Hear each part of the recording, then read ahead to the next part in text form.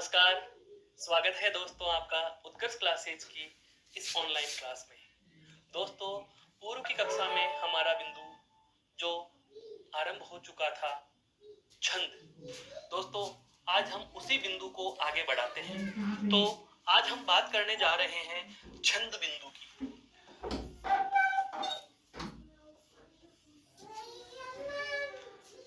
दोस्तों, छंद क्या होता है, इस बात पर हम पूर्व में भी चर्चा कर चुके हैं।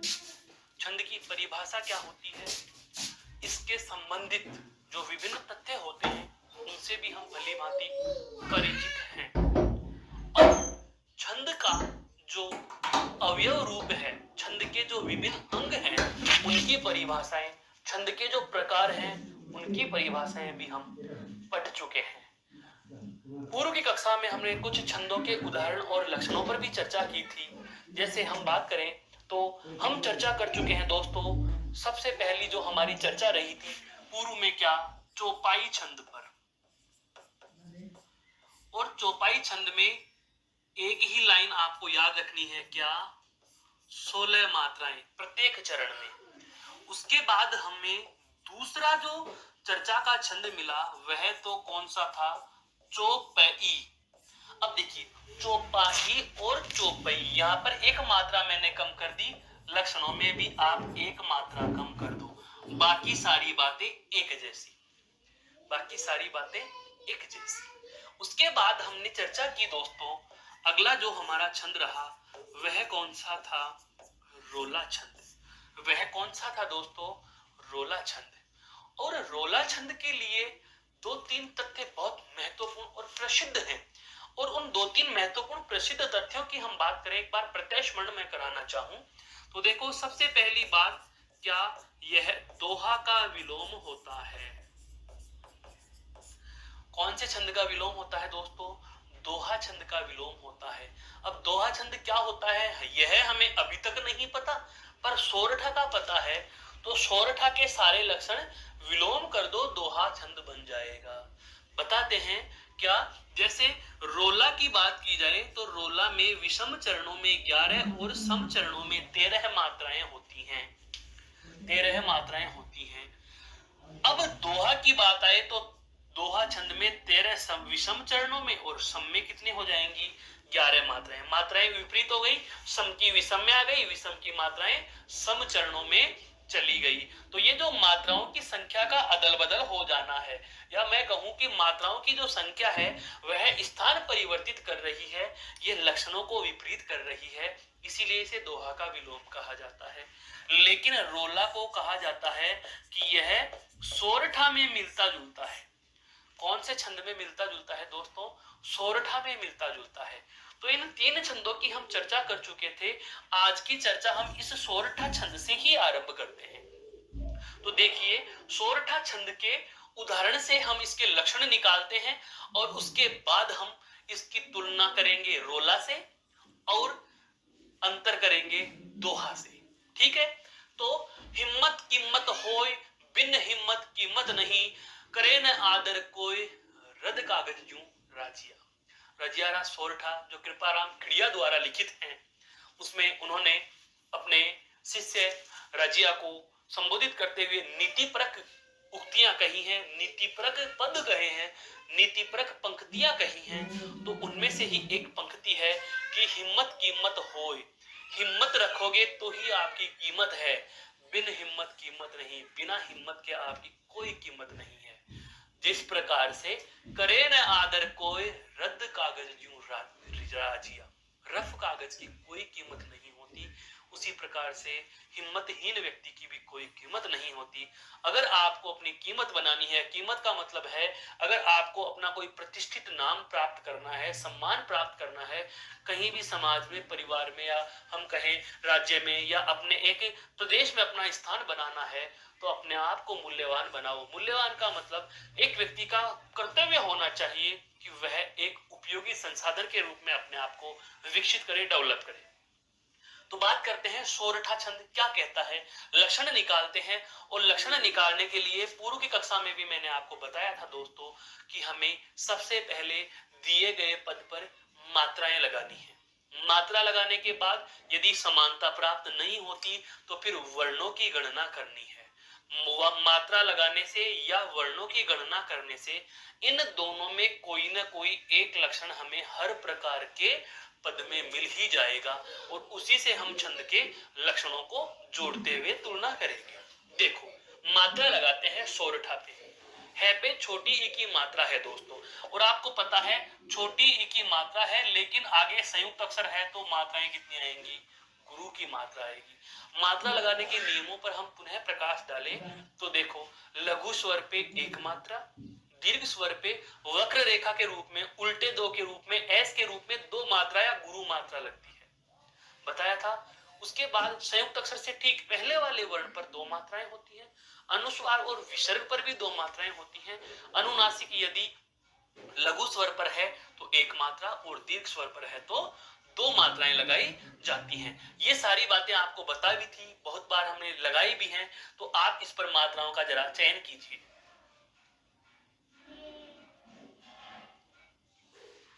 चयन कीजिए दोस्तों, मात्राएं लगाइए।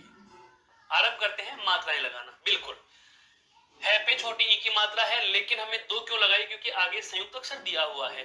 फिर आगे संयुक्त स्वयं पे एक ही है, क्योंकि मैं में ए जुड़ा हुआ है, तय में भी ए जुड़ा हुआ है, की पे दो, मैं पे एक, तय पे एक, हो पे दो और ये पे एक। ठीक है दोस्तों, गिनो जरा। दो और एक तीन और एक चार, तो छह और एक सात और एक आठ और तीन 11 मात्राएं। कितनी मात्रा हो गई दोस्तों? 11 मात्रा। कितनी हो गई? 11 मात्रा। आगे बढ़ो, बै पे छोटी ई की मात्रा एक, नै पे एक, ही में फिर से दो, मैं पे एक और तै पे एक, कीमत में दो, एक एक और यहाँ पर एक और यहाँ दो। इनको भी गिन लीजिए, क्योंकि यति आ गई तो अलग से गिनेंगे। यति अर्थात विराम आया, यति कोमा अल्प विराम लग रखा है। एक दो, दो चार, दो छह और दो आठ और तीन 11 और दो 13 मात्रा। कितनी मात्रा हो गई दोस्तों? 13 मात्रा। जरा ध्यान दीजिए, ये कौन सा चरण है? एक। ये कौन सा चरण है? पहला। और यह कौन सा चरण हो गया दोस्तों? दूसरा।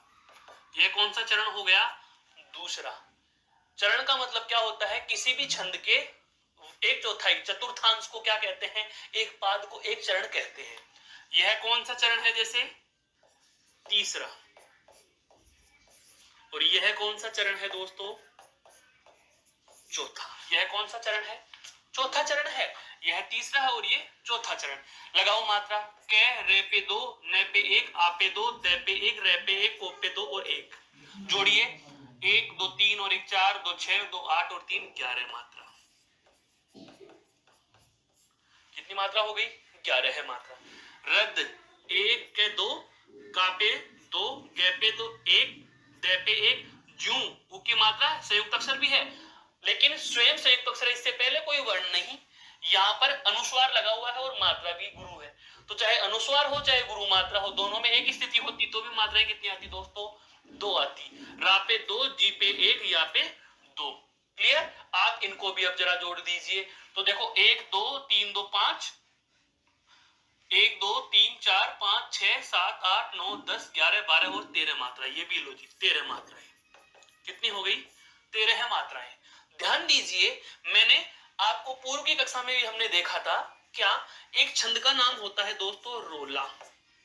और रोला छंद की विशेषता भी यही थी, क्या? 11 को में 13 मात्राएं। कहने का मतलब यह हुआ कि जो आपका रोला छंद होता है वह भी 11-13 मात्रा होती है, और सोरठा में भी 11-13 मात्रा हो रही है। सोरठा में भी क्या हो रही है? 11-13 मात्रा। देखो, विषम में 11 और सम में 13। रोला में भी क्या होता है? विषम में 11 और सम में 13। तो दोनों की एक जैसी स्थिति हो गई, इसका मतलब दोनों एक समान लक्षणों वाले हैं। तो आप इन दोनों के लिए कह सकते हो क्या? कि ये दोनों ही किसके हैं? दोहा के विलोम। ये क्या है दोस्तों? दोहा के विलोम है। पर अब आप कहोगे कि सर हम इनमें अंतर कैसे करें? ये तो चलो दोहा के तो विलोम है, पर ये दोनों तो एक जैसे हो गए ना, इनका अंतर कैसे करें? तो दोस्तों ध्यान रखना, सोरठा में और रोला में एक सबसे मोटा अंतर जो पाया जाता है वह यही है कि रोला सदैव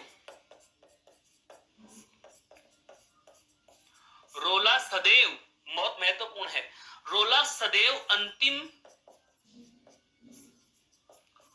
वर्ण दीर्घ रखता है।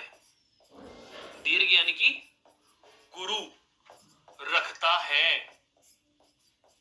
लेकिन सोरठा में सदैव नहीं होते। लेकिन सोरठा में सदैव नहीं। सोरठा में आपको अंतिम वर्ण दीर्घ मिल सकते हैं पर सदैव नहीं होंगे, सदैव नहीं होंगे। पर रोला की निश्चित है। रोला का केवल यही एक अंतर है जो रोला और सोरठा को अलग करता है। क्या? सोरठा में देखो वही 11 11 13 13 अंतिम में गुरु, यहां भी अंतिम में गुरु है, लेकिन यह मिलना जरूरी नहीं। हो सकता है यहां पर लघु भी आ जाता, यहां पर लघु भी आ जाता, मात्राएं तो 13 हो जाती। जैसे ये मान लीजिए ऐसी स्थिति भी आपको मिल सकती है कि यहां पर 2 और यहां पर 1 आ जाए तो 13 तो हो जाएंगी, लेकिन ये फिर सोरठा ही होगा। रोला की आवश्यक शर्त है कि दूसरे और चौथे चरण के अंतिम वर्ण पर सदैव गुरु ही होगा। सोरठा में ऐसा सदैव आवश्यक नहीं है। अब आते हैं हम इसके लक्षणों पर। तो इसके लक्षण बनाएंगे कैसे? देखो,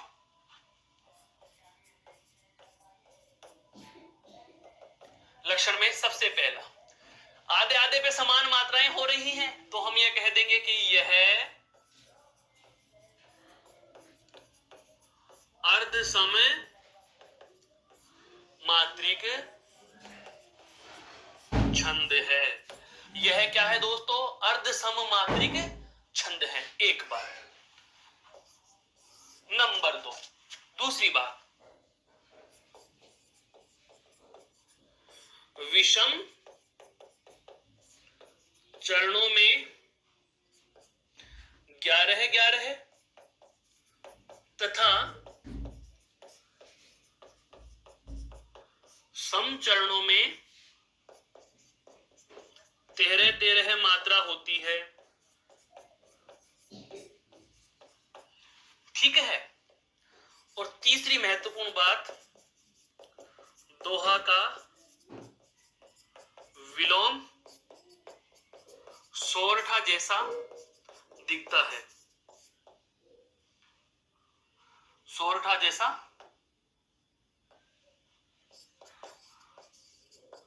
दिखाई देता है।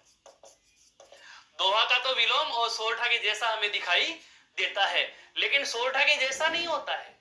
सोरठा में तो सदैव, सोरठा में सदैव दूसरा और चौथा वर्ण अंतिम गुरु हो जरूरी नहीं, लेकिन रोला में, लेकिन रोला में यह वाली बात यहां हम लिखेंगे दोस्तों। क्या यहां हम लिखेंगे? क्या यहां लिखा जाएगा?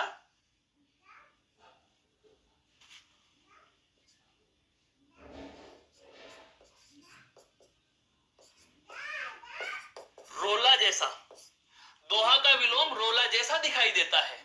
दोहा का तो ये विलोम है, लेकिन रोला के जैसा दिखाई देता है। और रोला के जैसा दिखाई देता है पर होता नहीं। क्यों? क्योंकि मैं यहां पर एक महत्वपूर्ण चीज लिख देता हूं। विशेष में हम लिखेंगे क्या?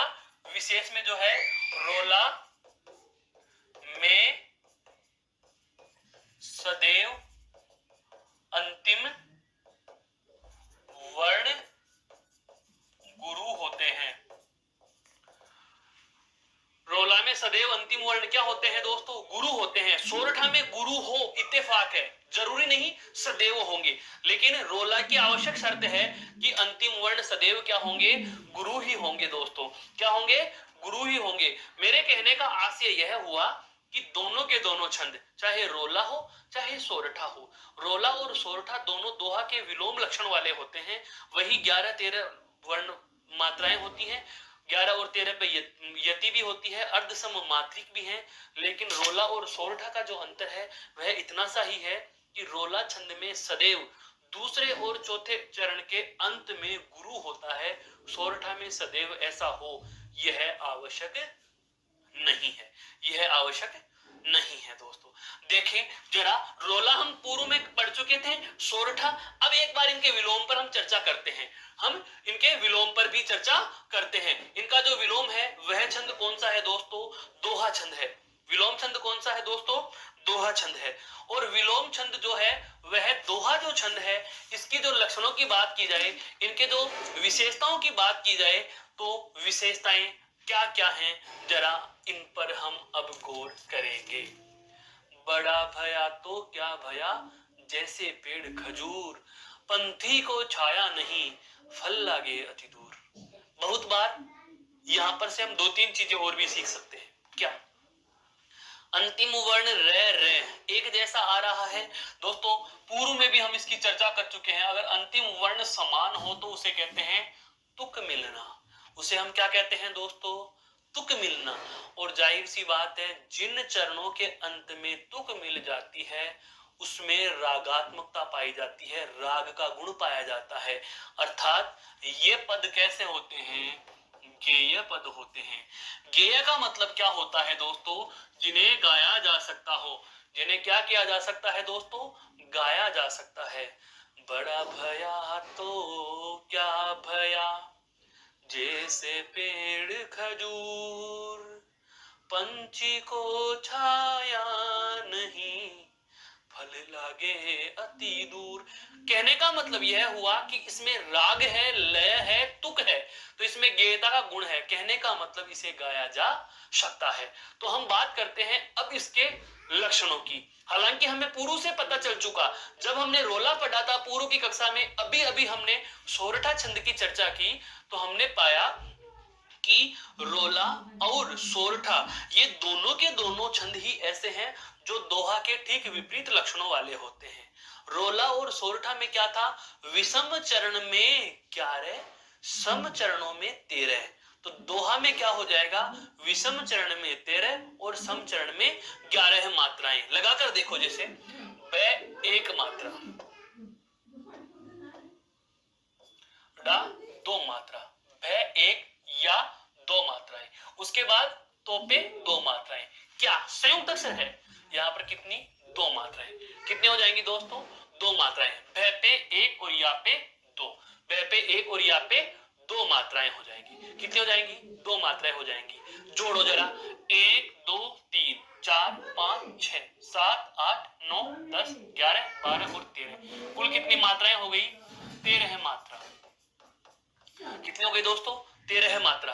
आगे देखो, जैसे 2 2 2 1 1 2 1,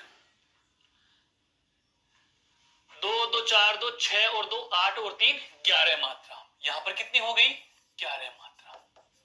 कुल मात्रा आपसे पूछे तो वही 24 मात्रा। जैसा कि रोला और सोरठा में देख रहे थे, पहले और दूसरे, यानी कि हम कहें कि दो चरणों का योग 24 मात्रा, 24 मात्रा पूरी हो रही थी। यहां भी वही 24 मात्राएं हो रही हैं, लेकिन अंतर क्या है? सोरठा और रोला में 11 13 थी, यति से पहले 11 बाद में 13। यहां भी क्या थी? 11 और 13, लेकिन इसमें उल्टा हो रहा है। देखो, जैसे पंथी संयुक्त अक्षर या अनुस्वार, संयुक्त अक्षर या अनुस्वार, तो मात्राएं दो, थे पे दो, को दो, छा दो, या दो, न पे एक और ही पे दो मात्राएं लगाई जाएंगी। जोड़िए जरा, 2 2 4 2 6 2 8 2 10 और 3 13 मात्रा। और फैब में 1, ले पे 1, ला पे 2, गे पे 2, ए पे 1, टी पे 1, दू पे 2, रे पे 1। इनको जोड़ लीजिए जरा, 1 2 2 4 2 6 और 5 11 मात्रा।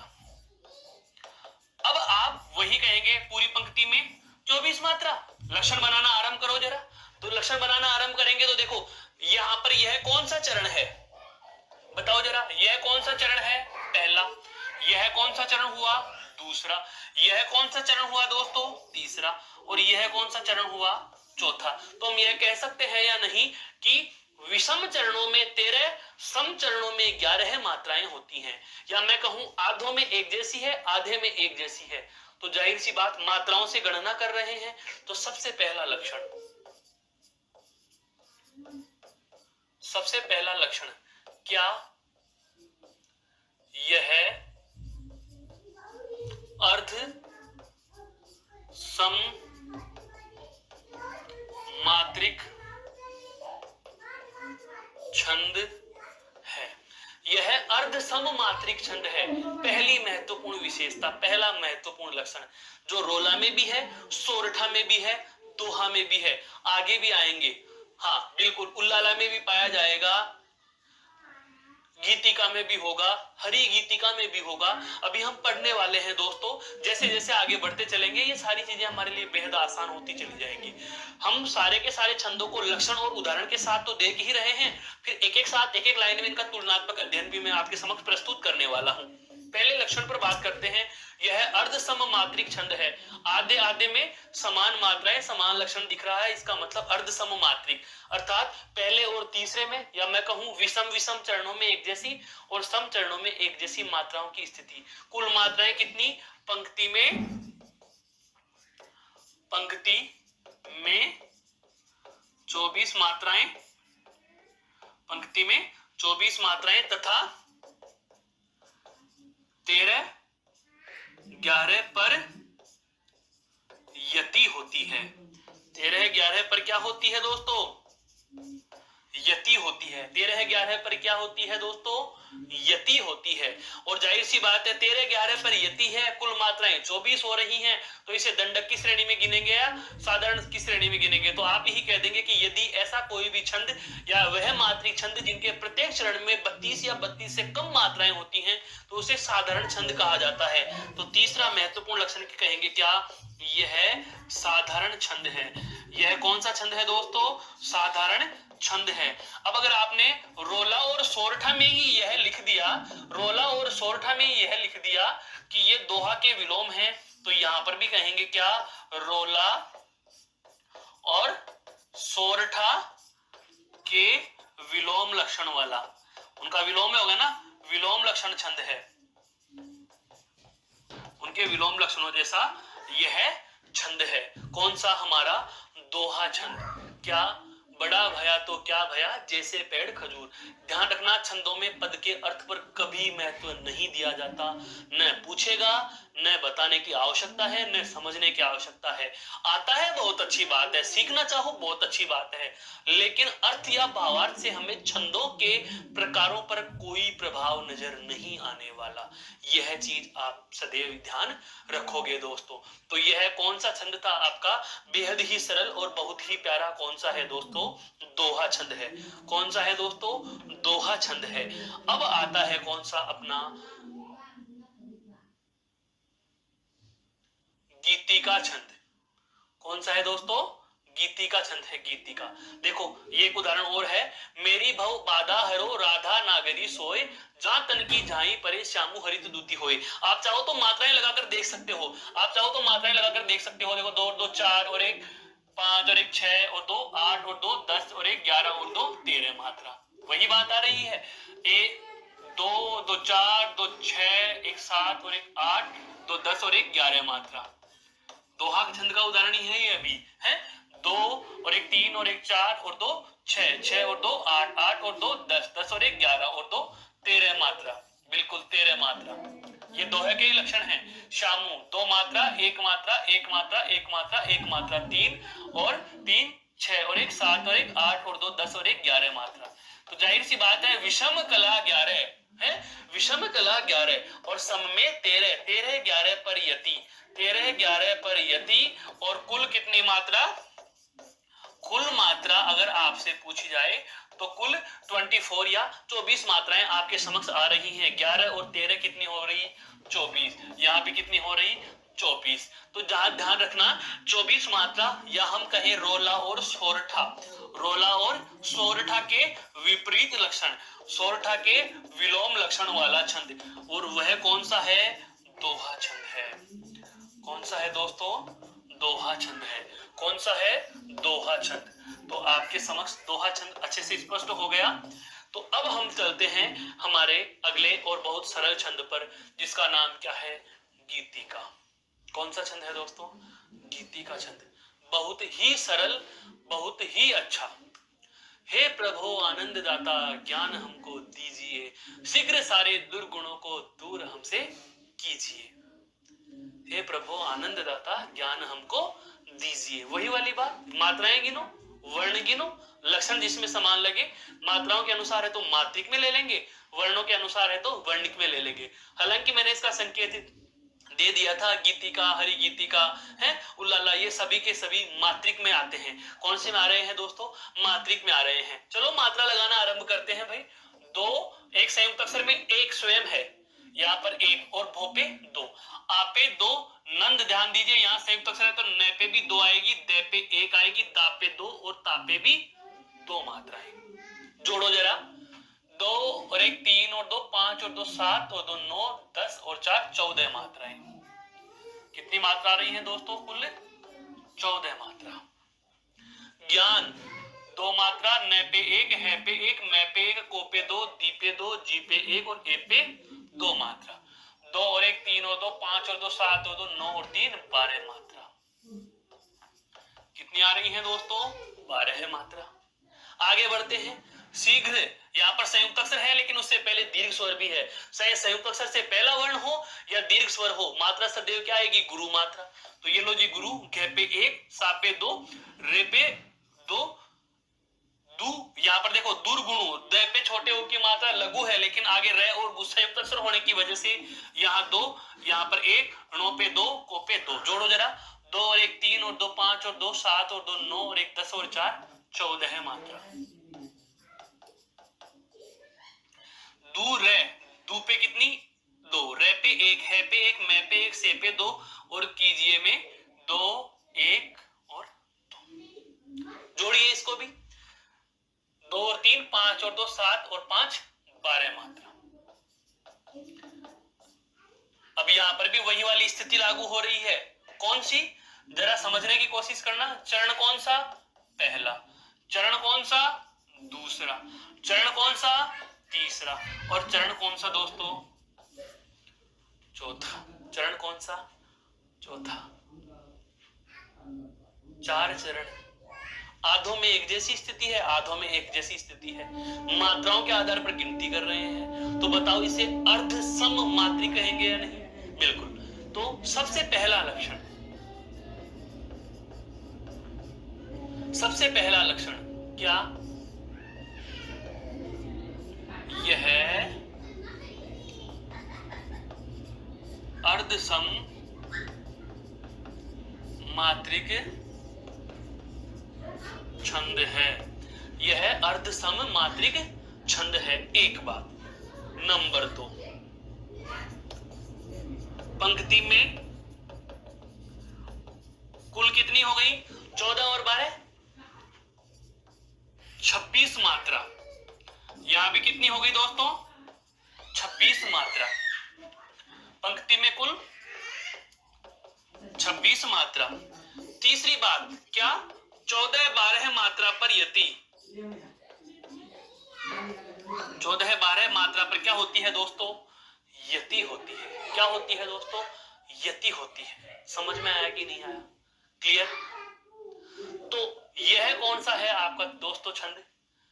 गीतिका। अब ध्यान दीजिए, अब तक हम छठे नंबर के छंद पर आ चुके हैं। 5 छंद हम पूर्व की और अब की कक्षा में चर्चा में ले चुके हैं। सबसे पहले लिया चौपाई, 4 4 16, एक मात्रा कम किया, चौपाई बन गया। चौपाई से चौपाई बन गया। दो का क्लियर का। उसके बाद में रोला, सोरठा और दोहा, तीनों एक दूसरे एक समूह के आ गए। अब आ रहा है कौन सा? छठे नंबर का अकेला कौन सा? गीतिका। और गीतिका से ही एक संबंधित छंद होता है दोस्तों, इसी के जैसा, जिसका नाम है क्या? हरि गीतिका। क्या होता है? हरि गीतिका छंद। अब गीतिका और हरि गीतिका में बहुत सारी समानता और बहुत सारा अंतर। समझने का फर्क है, ज्यादा मुश्किल कुछ नहीं। गीतिका और हरि गीतिका में एक जैसी विशेषताएं हैं, वही अर्धसम मात्रिक है। पंक्ति में यहाँ 26 मात्रा, वहां 28 मात्रा, और यहाँ 14-12 पर यति है, यहाँ 16-12 पर यति होगी। क्योंकि 16 क्यों होंगे? पहले 16 क्यों होंगे? 14 की जगह 16 क्यों जाएंगे? गीतिका से पहले क्या लिख दिया? हरि। हरि में देखो है के एक और री पे भी एक, मात्रा कितनी बढ़ गई? 2। तो 2 मात्रा वहां भी बढ़ेंगी। देखो दोस्तों, इस तरीके से समझो, हरि गीतिका छंद। और हरि गीतिका छंद को कैसे निकालते हैं, उसका एक बहुत अच्छा आपको तरीका बताऊं। कैसे? गीतिका छंद और हरि गीतिका छंद में वही अंतर, और उसी तरीके से आप समझ भी सकते हो। कैसे समझेंगे जरा देखो। गीतिका और हरि गीतिका छंद की पहचान का एक बहुत बेहतरीन तरीका समझते हैं हम। क्या है वो? देखो, आपको अगर हरि गीतिका छंद निकालना है या गीतिका छंद निकालना है तो आप कहीं भी हरि गीतिका हरि गीतिका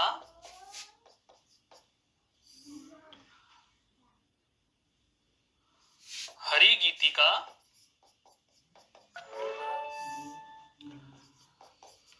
हरि गीतिका हरि गीतिका ऐसे 5 बार हरि गीतिका लिख दीजिए। क्लियर? और 5 बार हरि गीतिका लिखकर आप इस पर मात्रा लगाइए दोस्तों। क्या लगाइए? मात्रा लगाइए। मात्रा लगाता हूं, जरा देखो। है पे 1, री पे 1, गी पे 2, ती पे 1, 2, फिर 1 1 2 1 2, 1 1 2 1 2, 1 2, 1 1 2 1 2, 1 1 2 1 और 2। क्लियर? अब इन मात्राओं को गिन सकते हो दोस्तों। 1 2 3 4 5 6 7 8 9 10 11 12 13 14 15 16, यहां तक। हरि गीतिका हरि गीतिका हरि गीतिका हरि गीतिका हरि गीतिका। हरि गीतिका शब्द को अगर हरि गीतिका छंद की पहचान करनी है तो बहुत अच्छे से जान लीजिए। आपको 5 बार हरि गीतिका लिख लेना है और उसकी मात्राएं लगा लेनी है, और ध्यान रखना बीच में से ढाई पे तोड़ना है इसको। हरि गीतिका हरि और फिर गीतिका हरि गीतिका।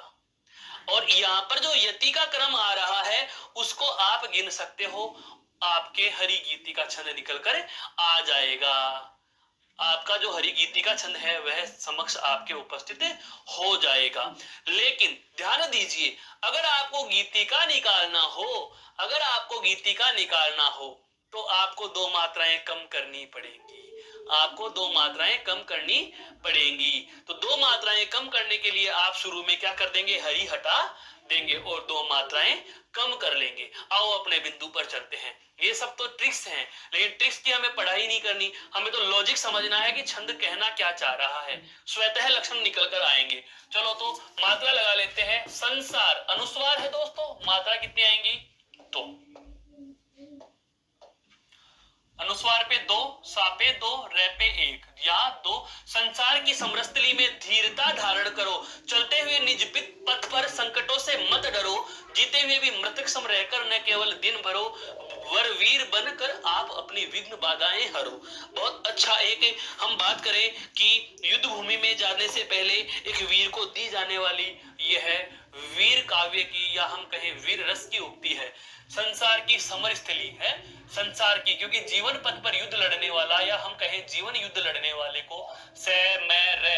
अब समरस्थ सैथ है, संयुक्त अक्षर तो 2, यहाँ पर 1 और यहाँ पर 2, और मैं 2, फिर देखो 2 1 2 2 1 1 1 और 2। मात्राएं लगाना आरंभ कीजिए दोस्तों, गिनना आरंभ कीजिए। 1 2 3 4 5 6 7 8 9 10 11 12 13 14 15 और 16, यहां इस पे यति। संसार की समरस्थली में धीरता धारण करो, चलते हुए निज पथ पर संकटों से मत डरो, जीते हुए भी मृतक सम रहकर न केवल दिन भरो, वर वीर बनकर आप अपनी विघ्न बाधाएं हरो। ये दूसरे पंक्ति पे हम मात्रा लगाएंगे। 1 2 2 4 5 6 7 8, यहां संयुक्त अक्षर है दोस्तों, ई लघु है, लेकिन 2 10 और 11 12 13 14 15। समझ में आ रहा है? कहने का आशय यही हुआ कि आपको मात्राएं लगाते हुए चलते जाना है, मात्रा लगाते हुए चलते जाना है। जहां भी हरि गीतिका छंद में और गीतिका छंद के अंतर की बात आती है तो ध्यान दीजिए, यहां पर 14 12 पर यति होती है, और अभी अभी मैंने बताया जो होगा उसमें कितनी मात्राओं पे यति आएगी? 16 12 पर यति आएगी। कितनी मात्राओं पर आएगी? 16 12 पर। आगे देखो, यहां पर देखो 2 और 1 3 और 2 5 5, 2 7, 2 9 और 3 12। यहाँ पर कितनी मात्राएं हो रही हैं दोस्तों? 12 मात्रा। और यहाँ कितनी है? 2, 2 4 और 1 5 और 2 7 और 1 8 9 10 11 12 13 14 15 और 1 16 मात्रा। पहले चरण में कितनी? 16 मात्रा। दूसरे चरण में कितनी? 12 मात्रा। सभी पे आप लगा के देख लेना, जैसे 1 2 2 4 और 1 5 6 7 8 9 10 11 12 13 14 और 2 16। यहां पर भी कितनी आ रही हैं? 16 मात्रा। ठीक है। विघ्न बाधाएं हरो। देखो 2 और 1 3, 2 5, 2 7 और 2 9 और 1 10 और 2 12 मात्रा। तो ध्यान देने वाली बात यह है दोस्तों कि अगर हम हरि गीतिका छंद का चयन करते हैं, हरि गीतिका और गीतिका में यही तो अंतर है।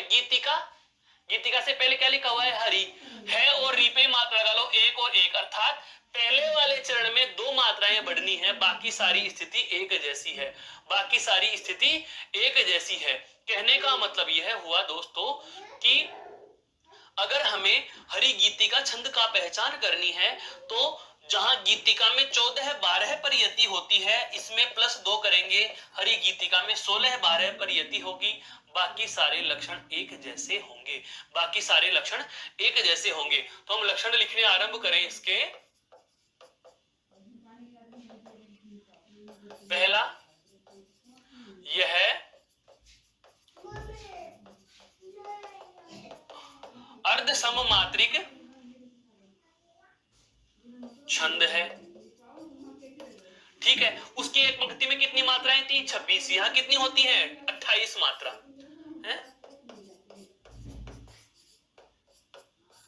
एक पंक्ति में कुल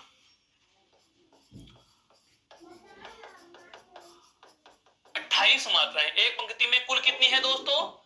28 मात्राएं होती हैं। कितनी मात्राएं होती हैं? 28 मात्राएं होती हैं। तीसरी महत्वपूर्ण बात, 16 12 मात्राओं पर यति होती है। 16 12 मात्राओं पर यति होती है। यति कितनी मात्राओं पर होती है दोस्तों? 16 12 मात्राओं पर यति होती है। 16 12 मात्राओं पर क्या होती है? यति होती है। जबकि गीतिका से पहले हरि लिख दिया तो वही वाली बात, वहां कितनी थी? 14 12 मात्राएं। यहां पर कितनी है? 14 12। यहां +2, हरि और लिखा है तो है और री में छोटी की मात्रा, है पे भी 1 और री पे भी 1, तो 14 में 2 और जोड़ लेंगे तो मात्राएं कितनी हो गई? 16। अर्थात 16 12 मात्राओं पर यति होती है। उसे कौन से छंद के नाम से जाना गया दोस्तों? उसे हम हरि गीतिका छंद के नाम से संबोधित करते हैं। उसे कौन से छंद के नाम से संबोधित करते हैं दोस्तों? हरि गीतिका छंद के नाम से संबोधित करते हैं। ये अर्धसम मात्रिक छंदों का ही दौर चल रहा है। अगले छंद पर हम नजर डालते हैं, बहुत ही सरल और बहुत ही अच्छा, जो कौन सा है? देखो ये एक उदाहरण और है हरि गीतिका छंद का ही। कैसे? मात्रा लगाकर देख लीजिए। 1 2 2 4 5 2 7 और 1 8 और 1 9 और 2 11 12 13 14 और 1 2 2 4 और 1 5 5 और 2 7 7 और 2 9 9 और 2 11 11 से 1 12 और 13 14। अब यहां पर ध्यान देना, इसकी यति यहां है 1 2 3 4 5 6 7 8 9 10 11 12 13 14 15 और 16। यहां होगी इसकी यति 1 2 3 3 और 8 11 और 1 12। ध्यान दीजिए 1 2 3 4 5 6 7 8 9 10 11 और 12, वही 16 और 12 मात्राएं। इसकी यति यहां है। सुख का हिमालय हो खड़ा सुख चैन की गंगा बहे। सुख का हिमालय हो खड़ा सुख चैन की गंगा बहे। अब इसको क्रम से हम यहाँ पढ़ते हैं इसलिए अल्पविराम यहाँ लगा हुआ है, लेकिन वही वाली बात, चरण हम गिनेंगे तो चरण इसका यहाँ से लेकर यहाँ तक गिना जाएगा, यहाँ से यहाँ तक गिना जाएगा। 16 और 12 मात्राओं पर क्या है दोस्तों? यति है। और 14 12 पर यति होती तो कौन सा हो जाता दोस्तों? गीतिका। 16 12 पर है तो हरि और जोड़ दिया, और बाकी सारा का सारा कौन सा है?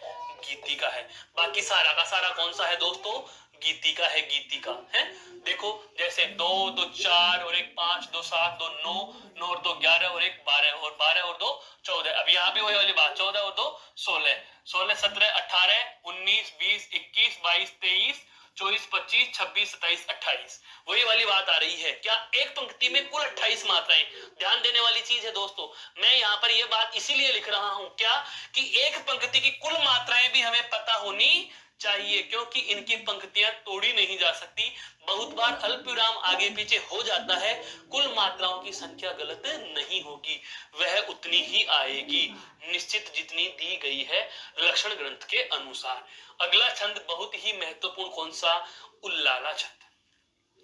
गाना भी आता है पर गाना नहीं है दोस्तों, यहाँ छंद की चर्चा की जा रही है और यह बहुत ही महत्वपूर्ण छंद माना जाता है उल्लाला। क्यों, क्योंकि इसकी संख्या, कुल मात्राओं की संख्या कितनी है यहाँ भी, 28। और जैसे 28 मात्राओं की संख्या होती है तो हमारे जहन में एक नाम आता है जिसका नाम है हरि गीतिका। हरि गीतिका में 16, 12 पर यति होती है। हरि गीतिका में क्या होती है दोस्तों, हरि गीतिका छंद में हम देखते हैं क्या, 16, 12 मात्राओं पर क्या होती है, यति होती है। 16, 12 मात्राओं पर क्या होती है, यति होती है। और कुल 28 मात्राएं, यहाँ भी कुल 28 मात्राएं, लेकिन यति जो है वह 13, 15 पर होती है। यति कितने पर होती है दोस्तों, 13, 15 पर होती है। जरा हम मात्राएं लगाते हैं, तत्पश्चात हम मात्राओं की क्या करेंगे दोस्तों, गणना करेंगे, मात्राओं की गणना करेंगे। देखो 1 2 2 4, 1 2 2, लघु ई है 1 और ये सै पे 1 2, फिर कै पे 1, यहाँ भी 1, यहाँ 2, यहाँ 1 और यहाँ 2। क्लियर, जोड़ सकते हैं 1 2 3 4 5 6 7 8 9 और 9 10 11 12 और 1 13। वही वाली बात करते, अभिषेक पयोध है बलिहारी इस वेश की, हे मातृभूमि तू सत्य ही सगुण मूर्ति सर्वेश की। करते अभिषेक पयोध है बलिहारी इस वेश की, हे मातृभूमि तू सत्य ही सगुण मूर्ति सर्वेश की। 1 2 2 1 1 2 1 और 2, जोड़िए जरा 1 2 3 4 5 6 7 8 9 10 11 12 13 14 और 15। 15 13 पर क्या होती है दोस्तों, यति होती है। 15 13 पर क्या होती है, यति, सॉरी 13 15 पर क्या होती है, यति होती है। देखो यहां भी लिखेंगे दो मात्राएं, दो मात्राएं, रे री पे, ते पे मात्रा कौन सी लग रखी है, री की मात्रा। ते पे मात्रा कौन सी है, री लघु। जाहिर सी बात है, एक भू पे दो, बड़ी ऊ की मात्रा है 2, यहाँ पर एक मात्रा, यहाँ भी 2 मात्रा, यहाँ भी 2, क्योंकि संयुक्त अक्षर है। यहाँ पर 1 और यहाँ पर कितनी आएंगी, 2 मात्रा। जोड़ो जरा 1 2 3 4 5 6 7 8 9 10 11 12 13 14 और 15। 15 13 पर क्या लिख रहे हैं दोस्तों हम यहाँ, यति। 1 2 3 4 5 6 7 8 9 10 11 12 और 13। तो जाहिर सी बात है 15 डेज 13। चरण कौन सा, पहला, यह कौन सा, दूसरा, यह कौन सा, तीसरा और यह कौन सा, चौथा। यह कौन सा दोस्तों, चौथा चरण है। तो हम इसके नियम बनाएंगे क्या, लक्षणों की बात करें दोस्तों उल्लाला छंद की, तो सबसे पहली बात, जो कॉमन बात हमें सभी छंदों में मिलने को आ रही है, क्या अब तक जिन छंदों की हम चर्चा करते हुए चलते रहे हैं, क्या, अर्ध सम मात्रिक, अर्थात जिन छंदों के आधे आधे चरण, या मैं कहूं जिस छंद का पहला और तीसरा, या मैं कहूं जिस छंद का दूसरा और चौथा चरण एक समान स्थिति या एक समान लक्षणों से लेस होते हैं, एक समान लक्षणों वाले होते हैं, तो उस छंद को हम कौन से छंद में समाहित कर लेते हैं, तो ऐसे छंदों को हम क्या कह देंगे दोस्तों, तो ऐसे छंद हमारे अर्ध सम मात्रिक छंद होते हैं। क्या होते हैं, अर्ध सम मात्रिक छंद होते हैं। मेरे कहने का आशय यही हुआ कि सम मात्रिक छंद के सभी चरणों में एक समान लक्षण पाए जाएंगे, सम मात्रिक छंद के सभी चरणों में एक समान लक्षण पाए जाएंगे, लेकिन अर्ध सम मात्रिक छंद जहां भी आ जाएगा, जहां अर्ध सम मात्रिक छंद आ जाएगा, तो वहां पर क्या हो जाएंगे, आपके आधे आधे चरण समान मात्राओं वाले हो जाएंगे। तो विषम चरणों में कितनी कर लेंगे, 15-15। सम चरणों में कितनी कर देंगे? 13। पहले सम की संख्या गिन लेते हैं और उसके बाद विषम की संख्या गिन लेते हैं। पहले सम की और बाद में विषम की। तो लक्षणों की हम बात करें, सबसे पहले यह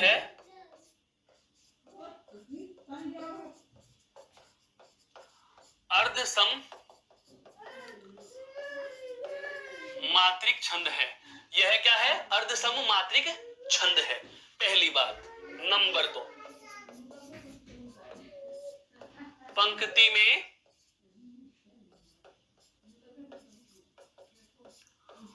कुल मात्राएं कितनी? 28। पंक्ति में कुल मात्राएं कितनी होती हैं दोस्तों? पंक्ति में कुल मात्राओं की संख्या पूछे तो हम कह देंगे क्या? 28 मात्रा। और 15-13 पर यति। 15-13 पर क्या होगी? यति। अब आपसे पूछा, ऐसे भी बहुत बार आ जाता है, 15-13 पर यति होती है तो सम चरणों में कितनी और विषम चरणों में कितनी? कह सकते हो आप क्या? विषम 15 और सम चरणों में 13। कुल कितनी है?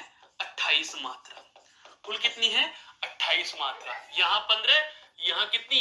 13। यहाँ 15 और यहाँ पर कितनी है? 13, जो कि पहले ही लिखी जा चुकी है। तो उल्लाला छंद का मतलब यह हुआ कि जहां भी आपको प्रथम और तृतीय, या मैं कहूं विषम चरण में 15 मात्रा और सम चरण में 13 मात्राएं मिलती हैं, वहां उल्लाला छंद होता है। वहां कौन सा छंद होता है दोस्तों? उल्लाला छंद होता है। तो यह था बहुत ही महत्वपूर्ण अकेला अर्धसम मात्रिक छंदों का वृत्तांत। अब कुछ छंद ऐसे भी हैं जो अर्धसम मात्रिक तो हैं, लेकिन दो दो छंदों के योग से बनते हैं। लेकिन दो दो छंदों के योग से बनते हैं। अब दो दो छंदों के योग से किस तरीके से बनेंगे, उनकी पहचान के लिए हमें उनके लक्षण निकालने की आवश्यकता नहीं, हमें उन्हें अलग करने की आवश्यकता होती है। हमें उनके अंतरों को अलग करने की आवश्यकता होती है कि इसमें कौन कौन से दो छंद पाए जा रहे हैं। देखो दोस्तों, बहुत अच्छा छंद है। कौन सा? कुंडलियां।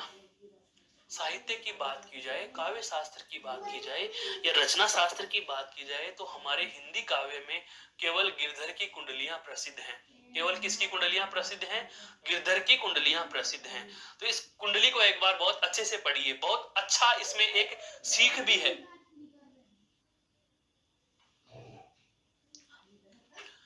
बिना विचारे जो करे सो पीछे पछताए, काम बिगाड़े आपनो जग में होते हंसाए।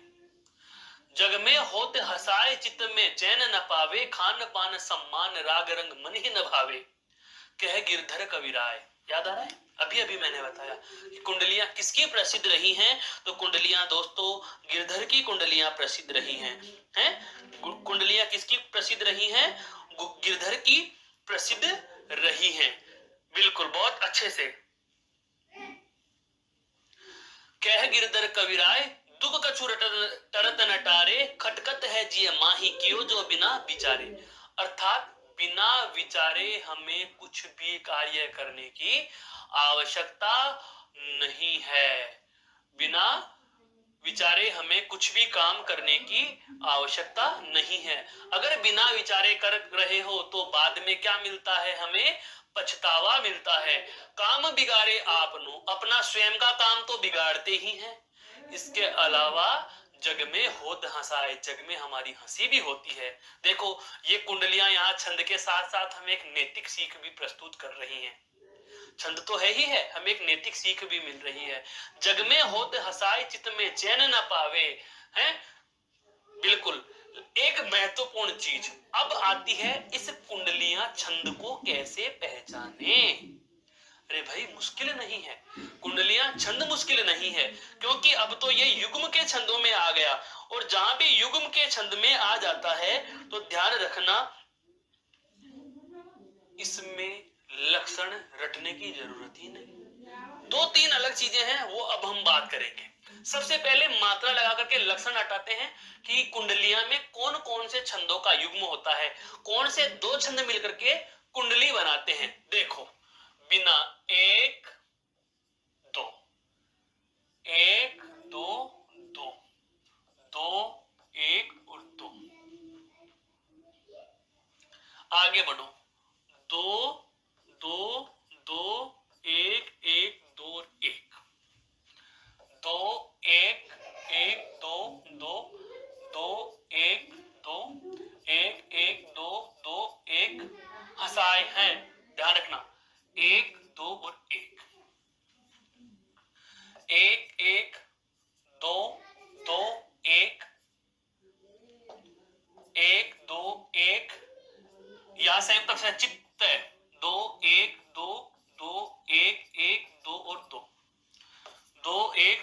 एक, दो, दो और एक। यहाँ दो क्यों लगाई? क्योंकि मैं संयुक्त अक्षर है। उसके बाद में दो, एक, दो, एक, एक, एक, दो, एक, दो और दो। एक, एक, एक, एक, एक, एक, एक, एक, दो और एक। दुख विसर्ग में दो, एक, एक, एक, एक, एक, एक, एक, दो और दो। आगे बढ़ो, एक, एक, एक, एक, दो, एक, एक, दो और दो, क्योंकि अनुस्वार है। आगे एक, दो, दो, एक, दो, एक, दो और दो। अपने आप लक्षण निकल के आएंगे। अब गिनना आरंभ कीजिए। एक, दो, तीन, चार, पांच, छह, सात, आठ, नौ, 10, 11, 12 और 13 मात्रा। दो, दो, चार, दो, छह और पांच, 11 मात्रा। यहां भी 13, दो, दो, चार और तीन और चार, 7, 11 मात्रा। दो, चार, 6, दो, 8 और तीन, 11 मात्रा। तीन, चार, 5, 6, 7, 8, 9, 10, 11, 12 और 13। यहां पर 11 और यहां पर 13। 1, 2, 3, 4, 5, 6, 7, 8, 9, 10, 11।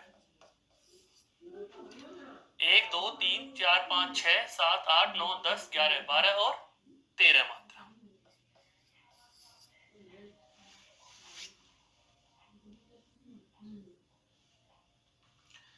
एक, दो, तीन, चार, 5, 6, 7, 8, 9, 10, 11 मात्रा। 1, 2, 3, 4, 5, 6, 7, 8, 9, 10, 11, 12 और 13 मात्रा।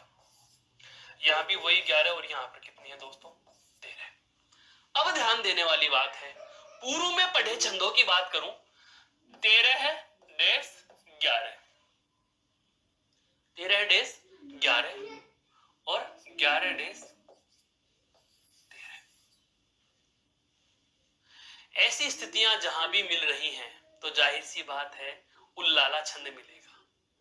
कौन सा मिलेगा? उल्लाला छंद मिलेगा। 11, 13 जहां भी आ रही है कौन सी दोस्तों?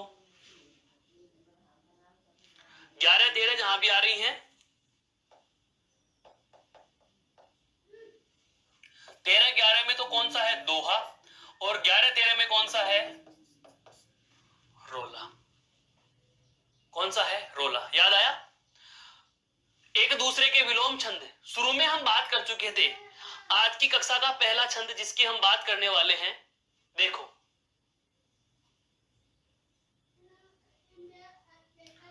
दोहा छंद।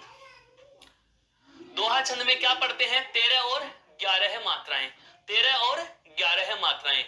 और इसी में लिखा जाता है रोला और सोरठा का विलोम। रोला और सोरठा का विलोम कैसे? 11 और 13 मात्राएं, 11 और 13 मात्राएं। तो कुंडलियां देखो, यहां पर 11 और 13 मात्राएं कहां मिल रही हैं दोस्तों? रोला में। और रोला की एक महत्वपूर्ण पहचान मैंने आपको यह भी बताई थी, क्या अंत में क्या होंगे? गुरु गुरु गुरु गुरु गुरु गुरु। अंत में क्या होगा दोस्तों? गुरु गुरु भी होगा। अंत में क्या होगा? गुरु गुरु भी होगा। तो जहां भी ऐसी स्थिति आपको नजर आ जाती है, जहां भी ऐसी स्थिति आपको नजर आ जाती है, तो आप वहां पर क्या कह दोगे कि इसका प्रथम एक पद देखो। ये 4 चरण किसके हो गए? दोहा के। 1, 2, 3, 4, 13, 11, 13, 11, ये किसके हो गए? दोहा के। उसके बाद में 11, 11, 11, 13, 13, 13, ये किसके हो गए दोस्तों?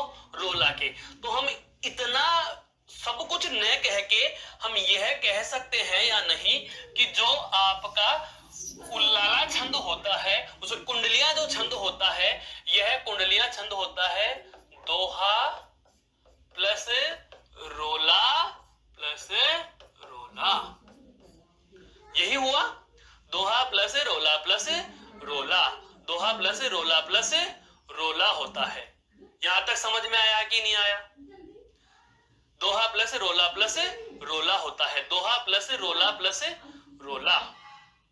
कहने का आशय यही हुआ दोस्तों, क्या कि सबसे पहली बात, अर्धसम मात्रिक हो रहा है, लेकिन यहां पर इन दो की मात्राओं की संख्या अलग और इन चार की मात्राओं की संख्या अलग। अर्धसम मात्रिक इसको हम कब कहते हैं? जब सभी चरणों में पहली, तीसरी, पांचवी, सातवीं, पहली, तीसरी, पांचवी, सातवीं, नौवीं और 11वीं सभी पंक्तियां क्या होती? एक समान मात्राओं की संख्या या समान वर्णों की होती। लेकिन हम अर्धसम मात्रिक इसको नहीं कहेंगे, हम क्या कहेंगे? यह दोहा व रोला छंदों के योग से बनता है। दोहा व रोला छंदों के योग से बनता है। क्लियर? एक बात। दूसरी बात, प्रथम 4 चरण कितने दोस्तों? प्रथम 4, 1, 2, 3 और 4, प्रथम 4 चरण दोहा छंद के तथा अंतिम 8 चरण, 8 क्यों? 1, 2, 3, 4, 5, 6, 7, 8, अंतिम 8 चरण रोला छंद के होते हैं। प्रथम 4 तो किसके होंगे दोस्तों? दोहा छंद के। इसका मतलब पहली और तीसरी, दूसरी और चौथी चरण में मात्राओं की संख्या क्या होगी? समान। पहले और तीसरे चरण में मात्राएं कितनी होंगी? 13 13, और दूसरे और चौथे चरण में मात्राएं कितनी होंगी? 11 11। अब बात आ जाती है तीसरे, पांचवें, सातवें, बिल्कुल हाँ, तीसरे, पांचवें, सातवें और 9वें चरण में, या हम कहें कि अंतिम 4 पंक्तियों के या अंतिम 2 जो रोला छंद के उदाहरण हैं उनके विषम चरणों में 11 11 और सम चरणों में 13 13 मात्राएं पाई जाती हैं। यह इस प्रकार कुंडली छंद बनता है।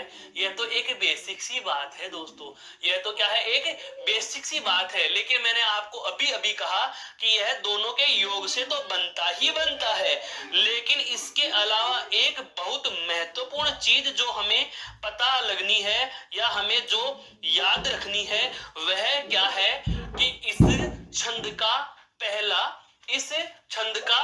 पहला और अंतिम पद बराबर होता है। इस छंद का पहला और अंतिम पद बराबर होता है। कैसे होता है? बिना विचारे। बिना विचारे। कुछ समझ में आया दोस्तों? कुछ समझ में आया? मेरे कहने का आशय यही है कि कुंडलियों में 3 चीजें आपको ध्यान रखनी। पहली बात, प्रथम दोहा छंद होता है। दूसरी बात, अंत। देखो, पहला एक दोहा, दूसरे 2 रोला, 2 दूसरे रोला, पहला एक दोहा। तीसरी महत्वपूर्ण बात आ रही है, वह क्या है कि कुंडलियों का पहला और अंतिम शब्द क्या होते हैं? एक समान होते हैं, एक जैसे होते हैं। इस प्रकार से आपका कुंडलियां छंद क्या होता है दोस्तों? निवृत्त होता है। यह बहुत अच्छी और एक महत्वपूर्ण तथ्यात्मक हमें जानकारी रखनी है, जिसको हम लिख लेते हैं। क्या? तीसरी बात, इसका प्रथम और अंतिम पद यानी पद का मतलब यहां पर शब्द से है भाई। पद या शब्द एक जैसे होते हैं। इसका प्रथम और अंतिम पद जो है वह क्या होता है दोस्तों? एक जैसा होता है। प्रथम और अंतिम पद क्या होता है दोस्तों? एक जैसा होता है। यह बात हमें सदैव ही ध्यान रखने की है। यह महत्वपूर्ण चीज है। इसको आप इंपॉर्टेंट या मोस्ट या अति महत्वपूर्ण भी लिख सकते हो। कुंडलियां वापस से सुन लीजिए। कुंडलियां अर्थात अभी इससे पहले जो हम बात कर रहे थे वो थे क्या? अर्धसम के। और अब आ रहा है कौन सा? यह युग्म के छंद है, जिसमें कुंडलियां आती है दोस्तों, जिसमें छप्पे आता है। कुंडलियां और छप्पे, जो छप्पे होता है उसमें भी आपका दोस्तों रोला के साथ में उल्लाला छंद जुड़ता है, जिसकी चर्चा हम बाद की कक्षा में करेंगे, बाद के बाद में करेंगे। अभी हमें इतना ही ध्यान रखना है कि कुंडलियां जो छंद होता है, पहला अंतिम वर्ण या अंतिम पद या शब्द समान पहले शुरू में एक दोहा, अंत में 2 रोला छंद होते हैं। तो आशा करता हूं छंदों के कुछ एक उदाहरण और कुछ एक छंदों के हमने जो लक्षणों पर चर्चा की है यह आपके समझ में आया होगा। और किसी भी प्रकार का कोई सवाल रहे तो आप अपना सवाल कमेंट बॉक्स में या मैसेज के जरिए हमारे तक पहुंचा सकते हैं, उसका यथोचित समाधान कर दिया जाएगा। इसके बाद की बात करेंगे दोस्तों अगली कक्षा में। तब तक के लिए नमस्कार, जय हिंद, जय भारत, धन्यवाद।